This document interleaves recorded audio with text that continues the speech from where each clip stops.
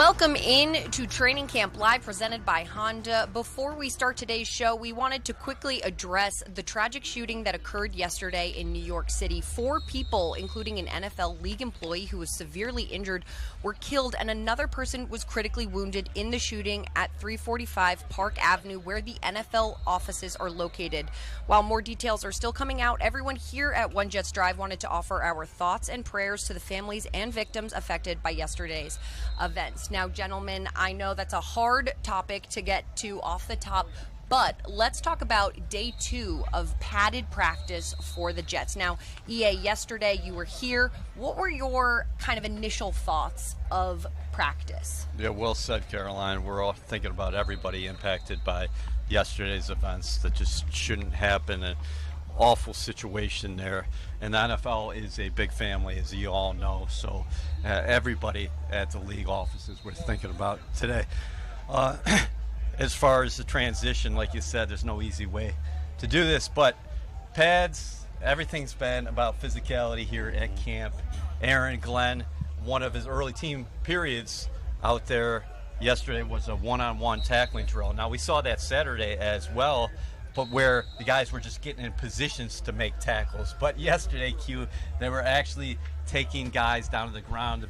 What Glenn has said here is that the National Football League is all about space. He wants his playmakers to get into the open field, whereas he is going to demand, Q and Caroline, that his defense is an elite tackling unit. Yeah.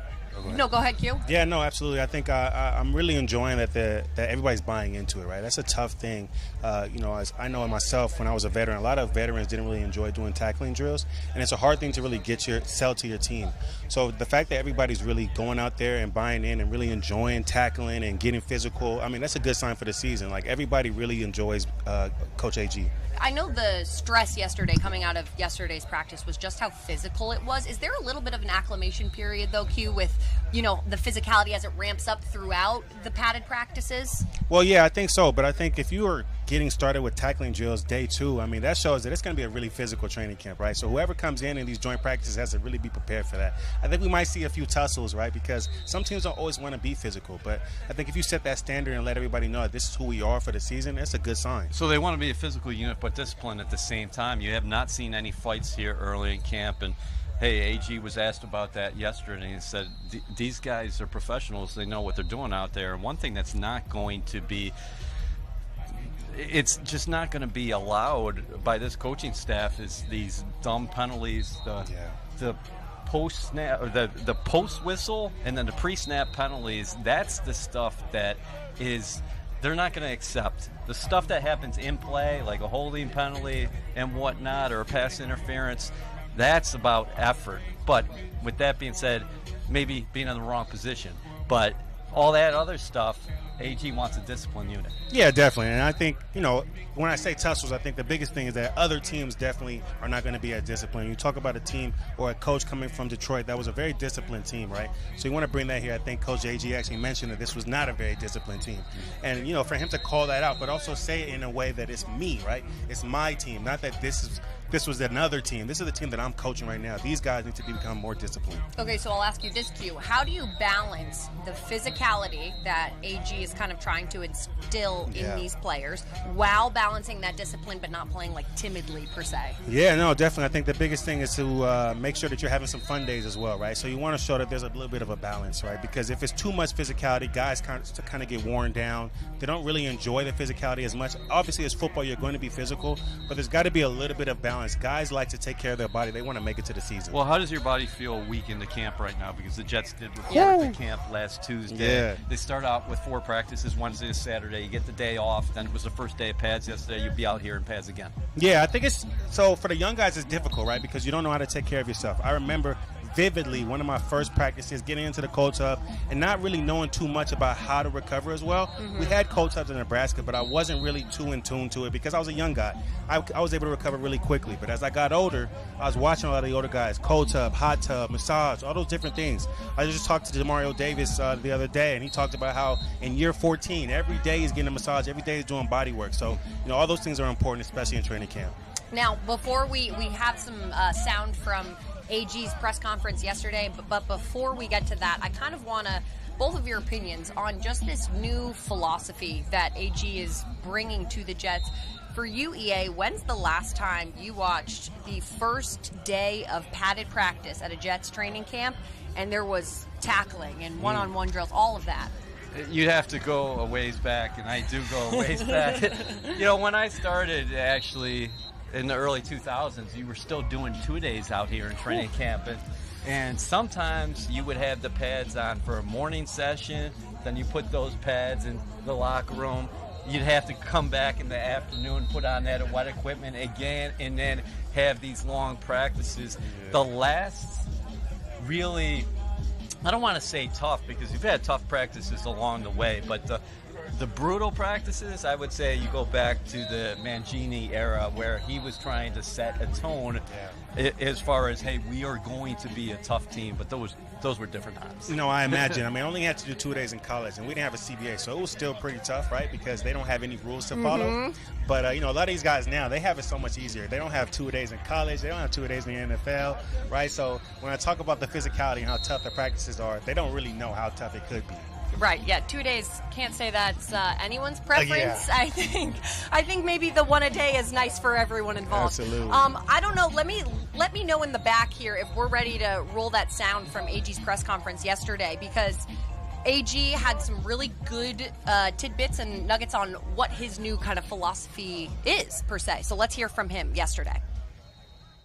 All right, obviously the first day in pads, a day that we all been looking forward to, and like most teams, once you get to that first day, everybody's thinking about the physical part of it, and what actually kind of gets to the wayside is the discipline and the details, and that kind of showed up today, which I expected, but I thought the guys bounced back fairly well as practice started to progress, so I'm proud of that. But man, the principles of this game will never change.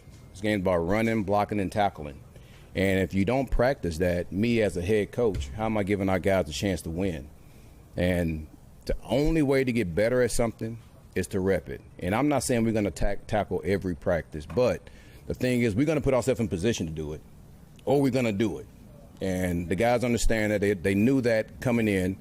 I think I like about it is they bought into that, and they understand that too. And they understand I'm trying to do everything I can to help them win games.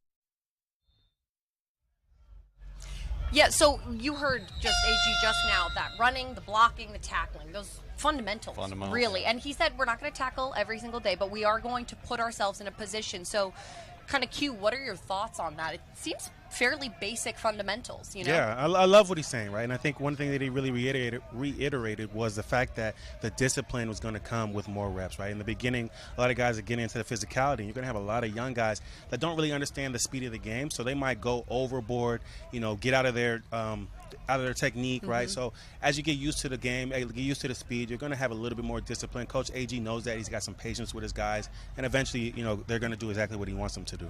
It's a young team. Yeah. And there's only a handful of guys here over 30. I think it's all about setting standard and expectations. And this is his first training camp as head coach of the Jets. So he has expectations, and this is getting back to the fundamentals. It's interesting.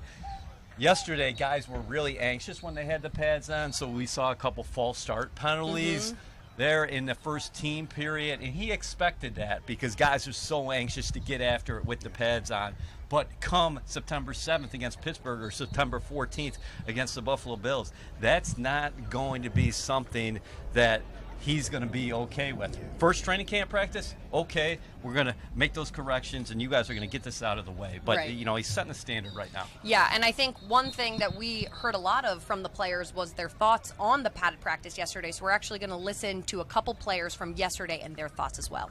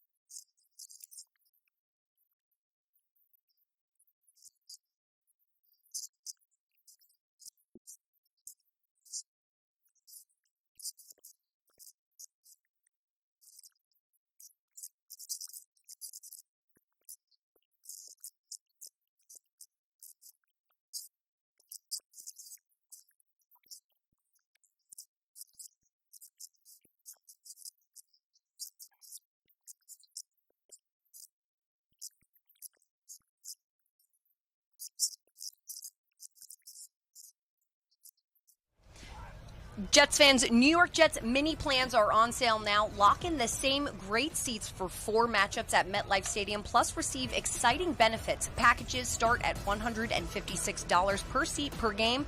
Buy now at nyjets.com/mini plans. Now, we just heard from a couple of the players.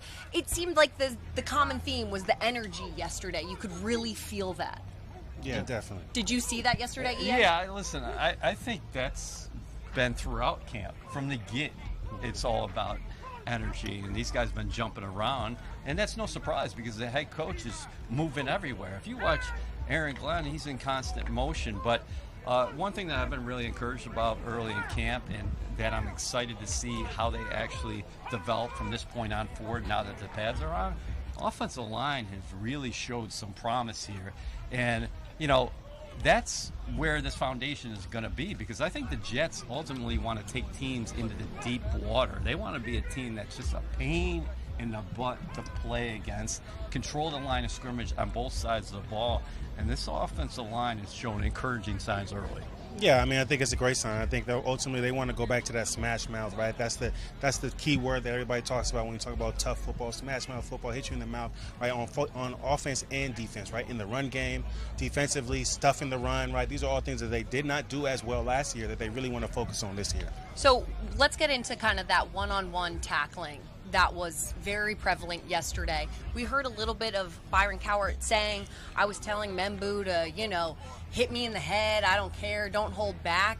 How does that affect kind of the attitude of the team when a veteran like that in the league is kind of giving that message to rookies, Q? Well, the biggest thing for me is it shows that the young the approach that they had was really deliberate, right? To make it a young team, right? You want to make sure that you're building that standard from the ground up, right? So a lot of these young guys are going to, their first time in the league is going to be doing tackling drills, right? Mm-hmm. So that's what you know about being in the NFL. I think it really sets that standard for the young guys, but then the older guys buying in and telling guys like, hey, listen, this is really good for us as a unit, right? Like that we are going into this league and showing everybody that we're tackling in practice, so don't even worry about it in the season. Everything's intentional out here. You got Sauce Gardner going against Garrett Wilson. That's followed by Breece Hall versus Quincy Williams. These are guys like down to a T. AG has this whole thing scripted. And again, we saw this out on Saturday. In one of those reps, Sauce got in position to make a tackle. Defense goes nuts. The crowd goes crazy. It's all about energy, but fundamentals as well here early in camp. Now, I can't remember which player said this a couple days ago, but they were stressing that both on the O-line and the D-line, AG was really stressing that it starts in the trenches on both sides of the ball. How does that kind of competition between the O-line and the D-line in a padded practice like this enhance everybody's game? We go back to matchups. You got John Simpson, who's one of the better interior players in the NFL, for my money, going against Quinnen Williams. Quinnen Williams somehow is flying under the radar here. I don't know how that's happening, but when you saw the pads come on yesterday, oh my God, him off the ball, his pass rush moves, his explosion, the way he keeps his body so low and his power, it's something else to watch. Then we've been watching throughout camp that Membu, 7th overall pick out of Missouri, every day is going against Will McDonald. Will McDonald came back this spring. He's all muscled up. He's at 250. He had 10.5 sacks last year. I don't want to say anything crazy, but Will McDonald, he looks like a guy who's going to get 15 plus this year, Nothing crazy. Hey, according to AG, he's got the coaching now, right? So, listen, there's a good chance that he might get there. You talk about what he did last year, right? And coming off of a down year, right? A year that everybody expected so much more from him, to come into the year last year and do what he did. And now he's put on more weight, so he has more tools in his tool belt, a coaching staff that really wants to maximize that from him. I mean, we're going to see some special things from him. Yeah, and then, like AVT, too. Like, you see him going against guys like, you mentioned BC before, Cowart, Tefeli, Nadi, all guys who are competing for time next to Quinnen Williams, and AVT is another guy who stood out to me. Yeah, I think we've kind of discussed and touched on it briefly of who's going to be that second guy next to Quinnen, but Q, for you, as like a wide receiver, how does that competition in the trenches better your game as a wide receiver? Oh, I think it's huge, because I think you get to see those guys really getting physical. It kind of it wears off on everybody else, right? So when you get to see those guys really getting into it, I think for me, I'm like, oh yeah, like we're having fun. We're, you know, the pads are flying, popping. I mean, that's real football, right? Like that's Pop Warner. You know, you do the Oklahoma drills. So when you get into that now in the NFL and you get to see it, it really brings back those old feelings. Okay, so now shifting gears a little bit. Quarterback Justin Fields, he did participate in team drills yesterday. EA, what did you see when he was on the field participating? I thought it was just good. It's a positive sign that he was out there, and you guys saw him out there in 7-on-7 on Saturday. He had a perfect round, including a beautiful strike over the middle to Tyler Johnson. That was a money ball. But I saw some good things, but, you know, Aaron Glenn was asked about him after practice. He said he did some good things out there, and he's got some things that he's got to work on. But the positive signs right now for Fields is he's out there on the practice field. He basically missed, 1.5 full practices or so early in camp. And the other thing that's interesting when you watch Fields is the run dynamic. When you're watching a lot of these team periods, he's just going through his progressions and making throws. And oftentimes, maybe he's not using his feet, whereas in game situations, we might see something a little different. Yeah, I know. And I think that's a good sign, right, that he's able to kind of just go through the motions with his arm, right, so that then, I mean, the legs are an easy thing, right? He's an athlete. He's a football player. So he's going to be able to use it at any time. I did see them kind of putting in some zone reads, some different things off of that, RPOs, right, some different things that we didn't see last year. So it'll be interesting to get the opportunity to see him actually fulfill those. Yeah, and I don't know if you got to do all the RPOs right now while he's coming back from dislocated toe. Yeah, maybe not. But, Q, what do you want to see from Justin Fields as he's kind of easing back to that full health and full strength? Yeah, I mean, honestly, everything is a mental rep, right? So you want to see him going through his progression, but a lot of times you'll see a quarterback go through his drop, throw the ball, but then make sure he looks at all the other passes, right? See where else he could have gone on that play, right? Just kind of going through the mental reps, going over the mental reps, right? Even when somebody else is going, maybe he can go through his drop and kind of just point to where he could have gone, you know, pointing to the safeties, right? Just going through all those mental reps. All right, Jets fans, I want to make sure that you know that Jets game day is better together. Bring a group of 6 or more to MetLife Stadium and take advantage of preferred pricing, access to on-field experiences, and more. To book, visit nyjets.com/groups or call 973-5494-590. Now, before we wrap up today's show, Q, when pads would come on in a training camp practice, did you actually look forward to that aspect? Oh, yeah. So I was a physical receiver, right? Like day one, we would do blocking drills, right? So DBs against receivers. And for me, I would welcome the physicality. I would welcome the DBs to run into me. Like, I want to feel that in order for me to play well in the game, I have to get that first hit. Like, there's a lot of guys that are like that, where you don't really feel confident in the game until you're able to smack a helmet, you know? And so I would always enjoy that. It would help me get going for the rest of practice. EA, I want to talk to you about, is there anyone that maybe you noticed yesterday that really took it up a notch with the pads coming on? I know everyone kind of did, so it's maybe hard to circle one individual, but maybe someone who was a little unexpected to you. It's not unexpected, but Quinnen Williams took his game up a big time notch. And the other guy to watch in these one-on-one tackling drills, if we see any more early in camp, is Braylon Allen, because he's one of the biggest backs in the National Football League. He's done a lot of good things, whether either catching the ball out of the backfield or getting creases at times. But it's interesting matchups when he's going against safeties, like a guy like an Andre Sisco and things like that, because Jet safeties, sometimes you will be asked to take down a running back in the open field, but you're probably not going to see a guy as big as Braylon Allen. I was going to say, maybe not a Braylon Allen. Right. A little scary sometimes for a safety looking at Braylon Allen trying to tackle him. Now, Q, as we wrap up right before we're saying goodbye to all you guys taking along with us for our YouTube show, what is one thing that you want to see the offense take a step towards? Yeah, I mean, I think just continuing to get these good reps in, right? I think once you start to go against the defense and now you have the pads on, I want to see the offensive line against the defensive line, right? Keeping that clean pocket, right? Now you get a better chance to hold on to the pads, right? A lot of times the shirt moves a lot, right? Now you have some pads to get some grip on. I want to see the receivers getting out there, right? They talk about no block, no rock, right? So now you get an opportunity to really get those blocks, making sure you're filling those holes. Like I always say, when it's a big run, it's because of the receivers on the outside. All right, well, that's our cue to say goodbye to all of you tuning in with us right now. We are off tomorrow tomorrow because the Jets players are off tomorrow. Yeah. So we will see you next time on Thursday, 8:45 in the morning. Make sure you tune in.